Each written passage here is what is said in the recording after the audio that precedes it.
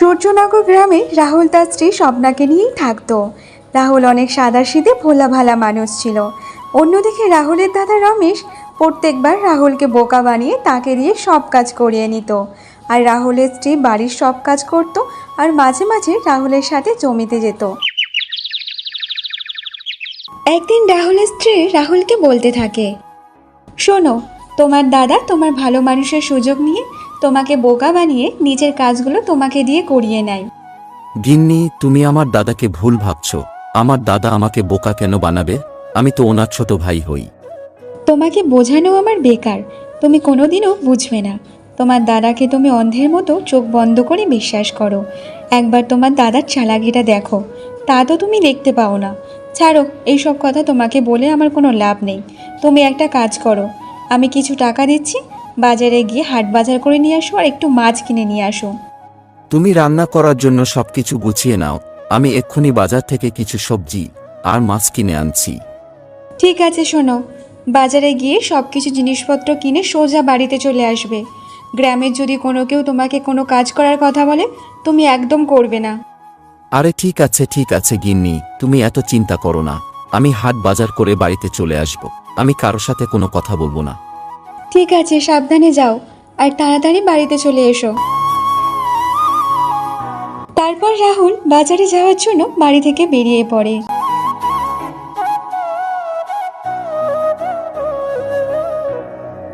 রাহুল রাস্তা দিয়ে যেতে যেতে রাহুলের দাদার সাথে রাহুলের দেখা হয়ে যায়। আরে ভাই রাহুল, কি হয়েছে? এত তাড়াহুড়ো করে কোথায় যাচ্ছিস? কিছু না দাদা, স্বপ্না কিছু সবজি আর মাছ কিনতে আমাকে বাজারে পাঠিয়েছে, তাই বাজারে যাচ্ছি। রাহুলের এই কথা শুনে রমেশ মনে মনে বলতে থাকে, তার মানে রাহুল বাজারে সবজি আর মাছ কিনতে যাচ্ছে, মানে ওর কাছে কিছু টাকা পয়সা নিশ্চয় হবে। তাহলে আমি যদি ওর কাছ থেকে টাকা পয়সাগুলো নিয়ে নিই, তাহলে গিন্নির জন্য গরম গরম জিলাপি নিয়ে যাব। কি হলো দাদা, তুমি এত কি ভাবছো? আর কোন ভাবনায় এত ডুবে গিয়েছো? কিছু না রে ভাই, আমি অনেক চিন্তার মধ্যে আছি। কি হয়েছে বলো দাদা, এত কি চিন্তা তোমার? তেমন কিছু না রে ভাই, তোর ভাইপোর চিকুর খুব শরীর খারাপ, আর ওষুধ কেনার জন্য আমার কাছে 1 টাকাও নেই। তুই তো সবজি কিনতে যাচ্ছিস, মনে হয় তোর কাছে কিছু তো টাকা আছে। তাহলে তুই ওই টাকা আমাকে দিয়ে দে, আর আজকের দিনটা তোরা নয় ডাল ভাত খেয়ে নে। আর তুই যদি আমাকে টাকাটা না দিস, তাহলে আমি যে তোর ভাইপোর জন্য ওষুধ কিনে নিয়ে যেতে পারবো না রে। কিন্তু দাদা, আমি যদি এই টাকা তোমাকে দিয়ে দিই, তাহলে স্বপ্না আমার উপর খুব রেগে যাবে যে। তার মানে আমার ছেলে চিকু তোর ছেলে না, তাই জন্য তুই টাকাটা দিবি না, তাই না? না না দাদা, এমনটা না। তুমি এই টাকাটা আমার কাছ থেকে নিয়ে যাও, আর আজ আমরা ডাল ভাত খেয়ে নেব। তুমি এই টাকা দিয়ে চিকুর জন্য ওষুধ কিনে নিয়ে যাও। ভগবান তোর ভালো করবে রে রাহুল, আমি তাড়াতাড়ি চিকুর জন্য ওষুধটা কিনে নিয়ে যাই, অনেক দেরি হয়ে গেল রে। তারপর রমেশ রাহুলের কাছ থেকে টাকা নিয়ে চলে যায়। আর রাহুলও সে তার বাড়িতে ফিরে যায়। বাড়িতে ফিরে সে তার স্ত্রীকে সব কথা খুলে বলে, শোনো, আমি জানি না কি হয়েছে আর না হয়েছে, আর আমি জানতেও চাই না, কিন্তু আজ আমি মাছ ছাড়া ভাত খাবো না। তুমি যেখান থেকে হোক, যেভাবে হোক, উপার্জন করে আমার জন্য বাজার থেকে সবজি আর মাছ কিনে নিয়ে আসবে, তারপর আমি খাবো। কিন্তু স্বপ্না, এখন এই সময় কেউ আমাকে কাজ দেবে না। তুমি তো একটু বোঝার চেষ্টা করো। ঠিক আছে, তুমি যখন কোনো কাজ পাবে না, তাহলে জঙ্গলে গিয়ে কাঠ কেটে বাজারে বিক্রি করো, কিন্তু আজ তোমাকে আমার জন্য সবজি আর মাছ নিয়ে আসতেই হবে, তাহলে আজ আমি রান্নাই করব না। ঠিক আছে স্বপ্না, তুমি একটু শান্ত হয়ে যাও। আমি এক্ষুনি যাচ্ছি, দেখি কোথাও কোনো কাজ পাই কিনা। হ্যাঁ, তুমি তো সবার জন্য দান সত্ত্ব খুলে রেখেছো, যে যখন যেটা বলে, যে যখন যেটা চায়, তুমি তো সঙ্গে সঙ্গে সেটাই করে দাও। এবার আমার জন্য এটা করে দেখাও। এরপর রাহুল বাড়ি থেকে বেরিয়ে পড়ে। তারপর স্বপ্না রান্নাঘরে যায়। দেখি তাড়াতাড়ি রান্নাটা করে নিই। আমি জানি আজকে না আসবে হাট বাজার, আর না আসবে কোনো মাছ। জঙ্গলে কোনো কাঠপাতা পেলে তারপর তো বাজারে বিক্রি করবে, আর আজকে যদি এরকমভাবে না খেয়ে বসে থাকে, তাহলে আজকের আর কাউকে খেতেই হবে না। দেখি কিছু রান্না করে রাখি। অন্যদিকে রাহুল জঙ্গলের রাস্তা দিয়ে যেতে থাকে। আর কিছু দূর যাওয়ার পর রাহুল একটা সাধু বাবাকে জঙ্গলে দেখতে পায়। প্রণাম সাধু বাবা, এত ঘন জঙ্গলে আপনি এখানে কি করছেন একা একা? তুই অনেক ভোলা ভালা সাদাসিদে মানুষ। আমি তোর ব্যাপারে সবকিছু জানি। আমি জানি তুই এখানে তোর স্ত্রীর ভয়ে এসেছিস, কারণ তোর স্ত্রী তোকে বাজার করার জন্য টাকা দিয়েছিল, আর তুই ওই টাকাটা নিয়ে তোর দাদাকে দিয়ে দিয়েছিলি। এই কারণে তুই জঙ্গলে কাঠ খুঁজতে এসেছিস। হ্যাঁ বাবা, আপনি একদম ঠিকই বলেছেন। তাহলে তো আপনি আমার সমস্যার কথাও জানেন। আমার স্ত্রী বলে গ্রামের সবাই আমার সাদাসিদের সুযোগ নিয়ে আমাকে দিয়ে সব কাজ করিয়ে নেয়।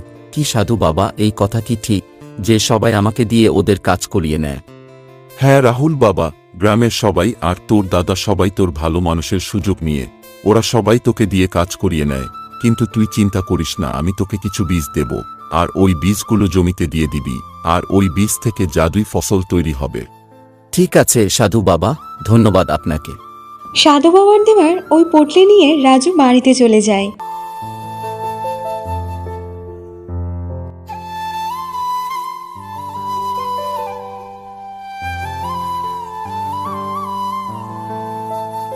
রাহুল বাড়িতে গিয়ে সব কথা স্বপ্নাকে খুলে বলে।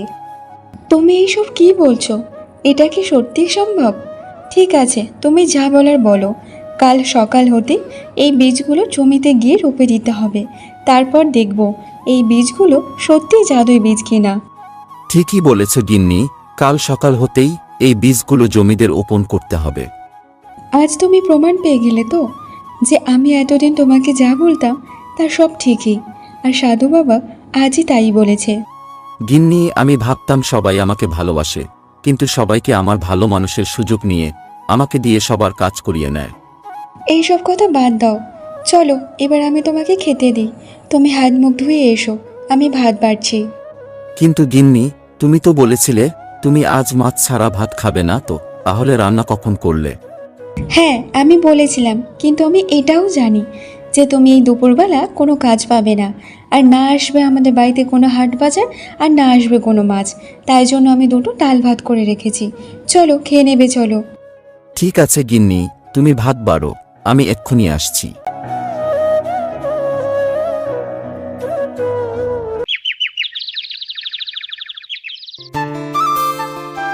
শোনো, কাল সকাল সকাল উঠতে হবে যে। আমরা দুজন মিলে জমিতে গিয়ে জমিটা প্রথমে রোপে নিয়ে তারপর এই বীজগুলো লাগিয়ে দিতে হবে ঠিকভাবে। গিন্নি, আজ ডাল ভাত খুব ভালো হয়েছে। তোমার হাতে রান্নার কোনো জবাব হয় না। তুমি যে কোনো রান্না করো না কেন, সব রান্নাই তো ভালো হয়।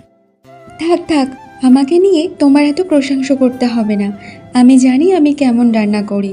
কয়েকদিন ধরে মাছ খেতে খুব ইচ্ছা করছিল, তাই কিছু টাকা পয়সা জমিয়ে রেখেছিলাম, আর সেটা আজকে তোমাকে দিলাম। আর তুমি কি করলে? মাছ না কিনে বাড়িতে চলে আসলে। গিন্নি, আমি কি করব বলো? দাদা তো আমাকে বলল যে চিকুর খুব শরীর খারাপ, তাই তো ওষুধ কেনার জন্য আমি টাকাগুলো দিয়ে দিয়েছি। ঠিক আছে, যা হওয়ার হয়েছে। এবার তাড়াতাড়ি খাওয়া দাওয়া করে ঘুমাতে চলো, কাল যে সকাল সকাল জমিতে যেতে হবে।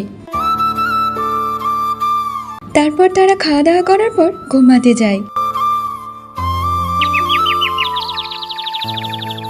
পরের দিন সকালে রাহুল ও স্বপ্না দুজন একসাথে মিলে জমিতে যাওয়ার জন্য বেরিয়ে পড়ে। তারপর তারা জমিতে রোয়া শুরু করে দেয়, আর তারা দুজনে মিলে ওই জমিতে বীজগুলো দেওয়ার পর সন্ধ্যার সময় বাড়িতে চলে আসে।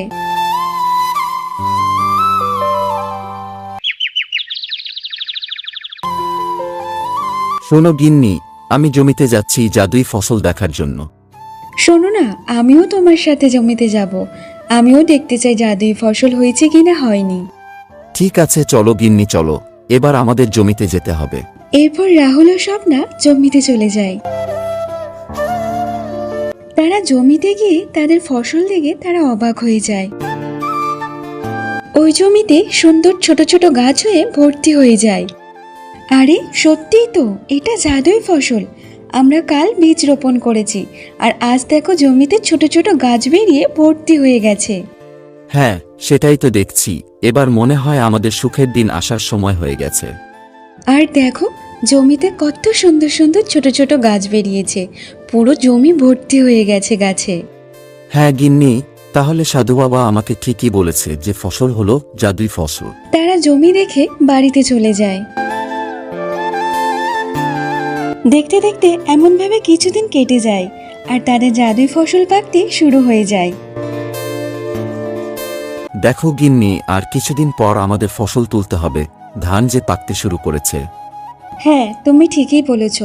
এই গ্রামে এবার সবার থেকে আমাদের জমির ফসল সব থেকে সুন্দর হয়েছে। এমনভাবে বেশ কিছুদিন কেটে যায়। তারা তাদের জমির ফসল কেটে বাজারে বিক্রি করতে শুরু করে।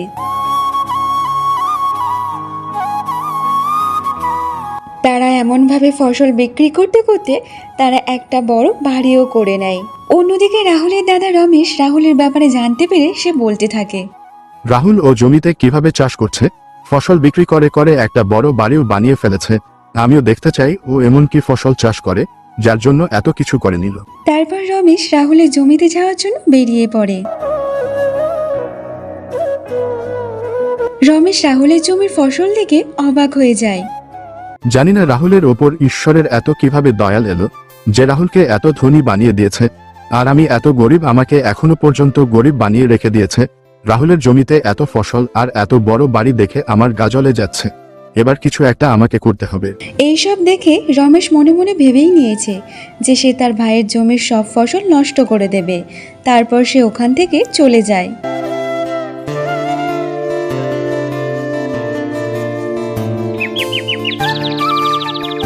আবার একদিন রাত হয়ে যাওয়ার পর রমেশ কিছু পোকামাকড় নিয়ে রাহুলের জমিতে ছেড়ে দেয়, আর ওই পোকামাকড়ের জন্য রাহুলের জমির ফসল নষ্ট হয়ে যায়। তারপর রমেশ ওখান থেকে চলে যায়।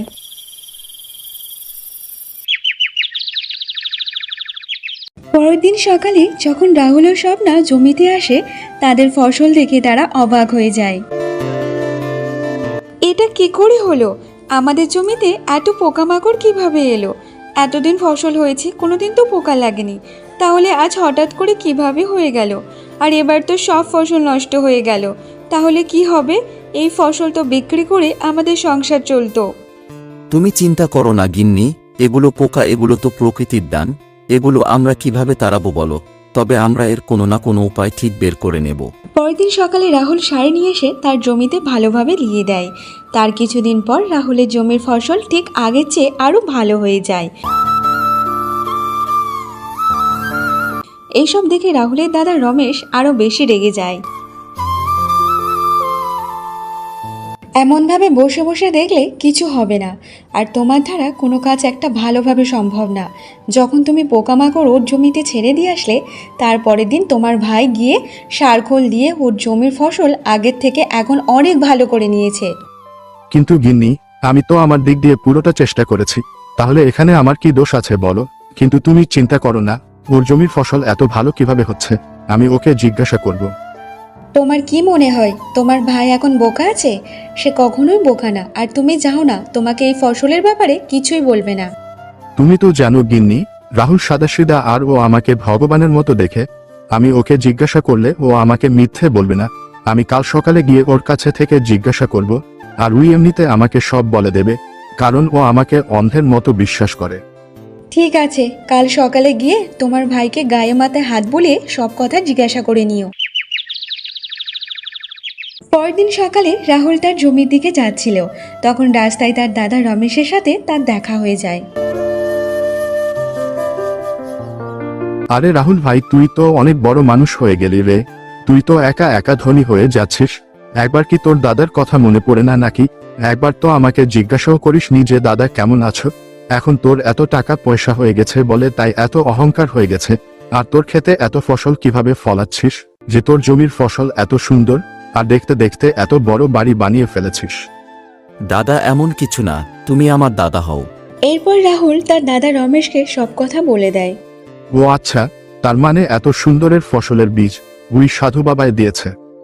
হ্যাঁ দাদা, তুমি একবার ওই বাবার সাথে দেখা করা উচিত। উনি একজন অনেক ভালো মনের মানুষ। তুমি দেখবে সাধু বাবা ঠিক তোমাকে সাহায্য করবে। আচ্ছা ঠিক আছে দাদা, আমি তাহলে জমির দিকে যাই, জমি তো অনেক কাজ পড়ে আছে। তারপর রাহুল এসব কথা বলে সে তার জমির ক্ষেতের দিকে চলে যায়। এবার দেখ রাহুল, এবার আমি তোকে কি করতে পারি। তুই ওই জাদুই ফসল বিক্রি করে অনেক অনেক টাকা কামিয়েছিস, এবার তোর ওই ফসলের 12টা বাজাবো। এইসব কথা ভাবতে ভাবতে তারপর রমেশ জঙ্গলের রাস্তা দিয়ে হাঁটতে শুরু করে। তারপর ওই জঙ্গলের মধ্যে সাধু বাবাকে দেখতে পায় রমেশ। সাধু বাবা, আপনি আমাকে সাহায্য করুন, আমি অনেক সমস্যার মধ্যে আছি। আমাদের গ্রামে একটা লোক আছে, সে অনেক খারাপ মানুষ ও গ্রামের সবার উপর অত্যাচার করে আর সবাইকে ভয় দেখিয়ে সবার জমি ও কবজা করে রেখেছে। আর আমি আমার একটা ছোট্ট জমিতে চাষ করি। বাবা, আমি চাই আপনি আমাকে এমন একটা জিনিস দেন, যখন আমি ওর জমিতে দেব তখন ওর জমি সব ফসল নষ্ট হয়ে যাবে। আর এমন কোনো জিনিস দিন যা আমার খেতে ফসল আরো ভালো হবে। রমেশের কথা শুনে সাধু বাবা দুটো জাদুই পুটলি দেয়। সেই পুটলি দুটো নিয়ে তাড়াহুড়ো করে রমেশ ওখান থেকে চলে যায়। আরে পাগল, তুই যার ফসল ক্ষতি করার জন্য যাচ্ছিস তার জমির ফসল জাদুই ফসল, আর আমার দেওয়া বীজ থেকে তার জমির ফসল হয়েছে।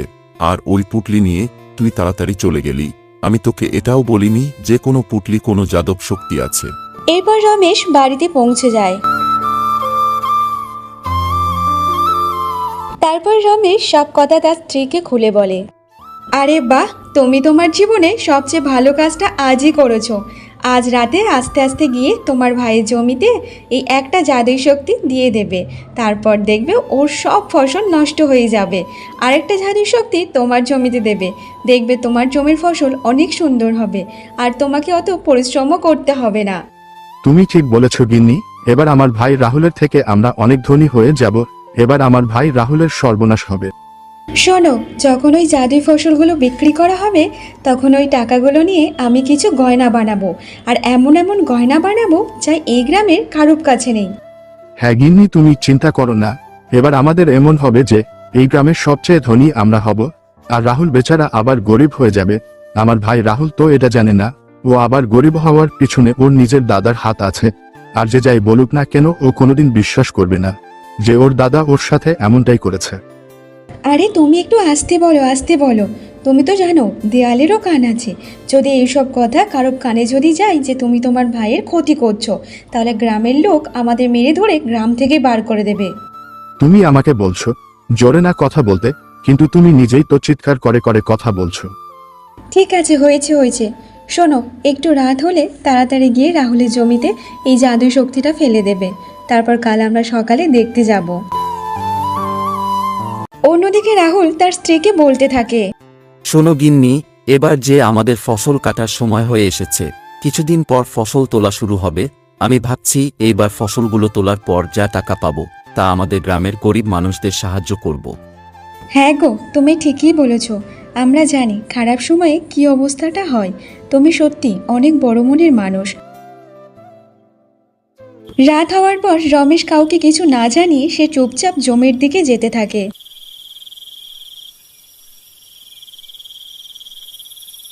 তারপর সে রাহুলের জমি গিয়ে একটা জাদুই পুটলি রাহুলের জমিতে ছড়িয়ে দেয়। এবার দেখ রাহুল, সকাল হতেই তুই কপালে হাত দিয়ে কাঁদতে শুরু করবি। এইসব বলে রমেশ তার নিজের জমি চলে যায়, আর একটা যে জাদুই পুটলি ছিল সেটা নিয়ে তার নিজের জমিতে ছড়িয়ে দেয়। তারপর রমেশ খুশি খুশি বাড়িতে চলে যায়।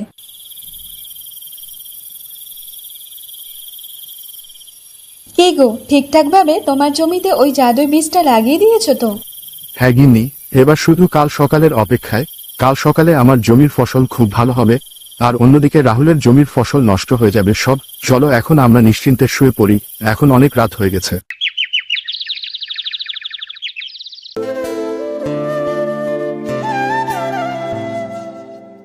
কে গো, এখন তো সকাল হয়ে গেছে, তাড়াতাড়ি ওঠো। এবার যে আমাদের জাদুই ফসল দেখতে যেতে হবে। আর চলো, আর রাহুলের যে ফসল নষ্ট হয়েছে সেটাও দেখে আসবো। তাড়াতাড়ি ওঠো। হ্যাঁ গিন্নি, চলো তাড়াতাড়ি চলো। আমার যে কি আনন্দ হচ্ছে কি বলবো। রাহুলের সর্বনাশ দেখে মনে অনেক শান্তি পাবো। এরপর তারা তাড়াতাড়ি করে নিজেদের জমিতে চলে যায়। আর তারা তাদের নিজেদের জমি দেখে অবাক হয়ে যায়। আরে, এটা তুমি কি করেছো? তুমি যে ভুল জাদুর শক্তি তোমার জমিতে দিয়ে দিয়েছো। তোমার দ্বারা কোনো কাজ ভালোভাবে সম্ভব হয় না। তোমার জমিতে যা ফসল ছিল এবার সেটাও চলে গেল। তোমার জন্য এবার আমাদের না খেয়ে মরতে হবে। তার মানে মনে হয় তোমার ফসল যদি খারাপ হয়ে যায় তাহলে তোমার ভাইয়ের ফসল তো আরও ভালো হবে। রমেশ তার স্ত্রীর কথা শুনে ভয় পেয়ে যায়। সে মনে মনে ভাবতে লাগে, যে জাল তার ভাইয়ের জন্য বিছিয়েছিল সেই জালে সে নিজেই পড়ে গেছে। আমি এই কথা গ্রামের আর কারো কাছে বলতে পারবো না। আজ এত লোভের কারণে আমার এত বড় সর্বনাশ হয়ে গেল। অন্যের ক্ষতি করতে গিয়ে নিজের ক্ষতি হয়ে গেছে। গিন্নি, তুমি কি দেখেছো? দাদার জমি যে নষ্ট হয়ে গেছে, কিন্তু কি করে এমন হলো সেটাই তো বুঝতে পারছি না। হ্যাঁ গো, দেখেছি, জমি একদম নষ্ট হয়ে গেছে। তোমার দাদা যেমন কর্ম করেছে তার তেমনই ফল পেয়েছে। অন্যের ক্ষতি করতে গেলে সে নিজেরই ক্ষতি হয়। কিছুদিন পর রাহুল তার জমির ফসল কেটে বাজারে বিক্রি করে সে অনেক গরিব মানুষদেরকে সাহায্য করে।